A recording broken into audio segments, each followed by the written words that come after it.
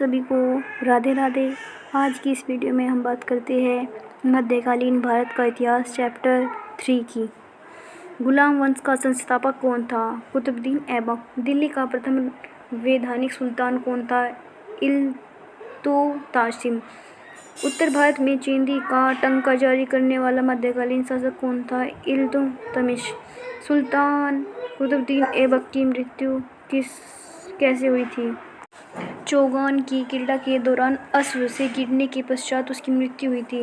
निम्नलिखित में से कौन सा कथन गयासुद्दीन बलबन के संबंध में सही नहीं है? उसने इख्तियारी अवस्था का प्रारंभ किया था।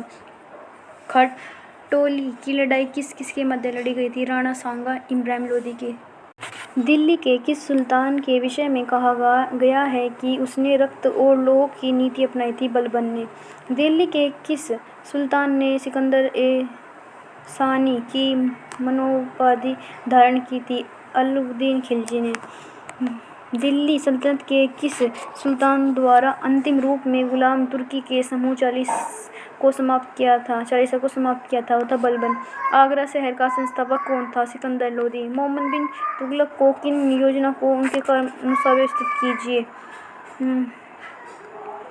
दबाव में कर वृद्धि, राजधानी परिवर्तन, सांकेतिक मुद्रा का प्रचलन और खुरासान अभियान।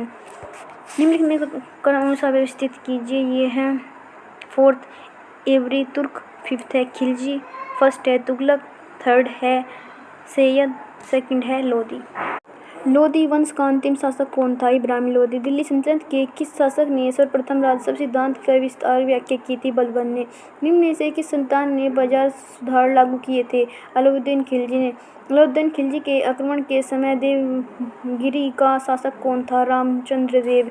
मोहम्मद बिन तुगलक किसमें कुशल था? दर्शन शास्त्र में।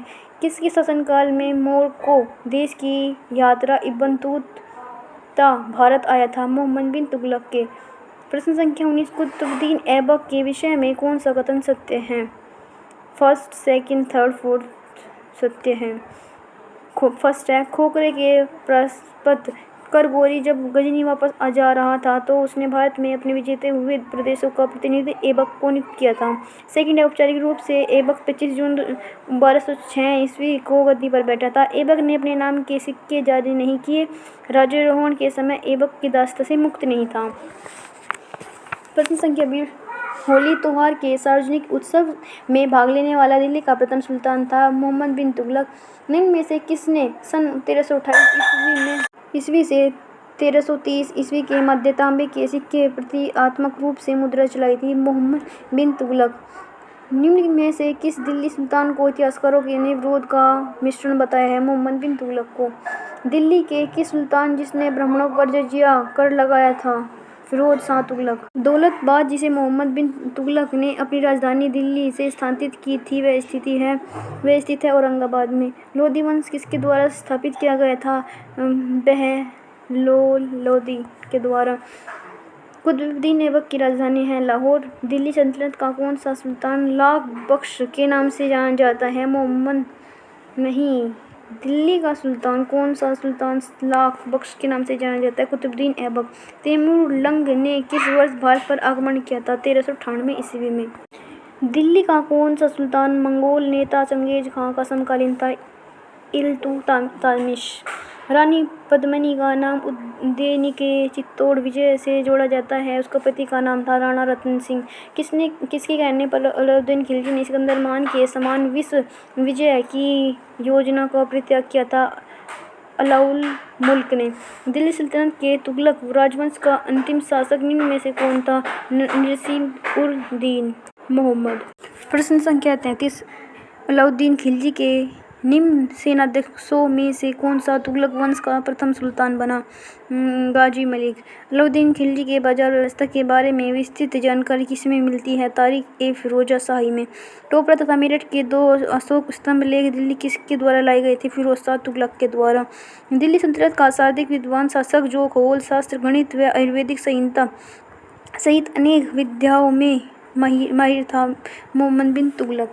हक्का-ए-शर्ब अथवा सिंचाई कर लगाने वाला दिल्ली का प्रथम सुल्तान था फिरोज शाह तुगलक। निम्न में से किसे सुल्तान ने फलों की गुणवत्ता सुधारने के लिए उपाय किए थे? फिरोज शाह तुगलक ने। तैमूर के आक्रमण के बाद भारत में किस वंश का राज्य स्थापित हुआ? सैयद वंश का। निजामुद्दीन औलिया के मकबरे के परिसर में जमेत खान मस्जिद का निर्माण किसने करवाया था? अलाउद्दीन खिलजी ने। दिल्ली की राजगद्दी पर अफगान शासक का कौन सा क्रम सही है? बहलोल खान लोदी, सिकंदर शाह, इब्राहिम लोदी। ये सही है, ऑप्शन सी। सल्तनत कालीन किन शासकों ने भारत को उच्च पदों पर नियुक्त करने की परंपरा प्रारंभ की थी? खिलजी शासकों ने। निम्न में से किस सुल्तान के दरबार में सर्वाधिक गुलाम थे? फिरोज शाह तुगलक के। निम्नलिखित सल्तनत शासकों में कौन अफगान मूल के थे? लोदी। प्रश्न संख्या 45। निम्नलिखित सुल्तान में से किसने अनाज पर लिए जाने वाले कर को समाप्त कर दिया था? सिकंदर लोदी। निम्नलिखित इमारतों में से किस एक में पहली मौजूद सही मेहराब टू आर्क पाई गई थी? सुल्तान बलबन का मकबरे में। भारतीय इतिहास के मध्यकाल में बाजार सामान्यतः कौन थे? व्यापारी।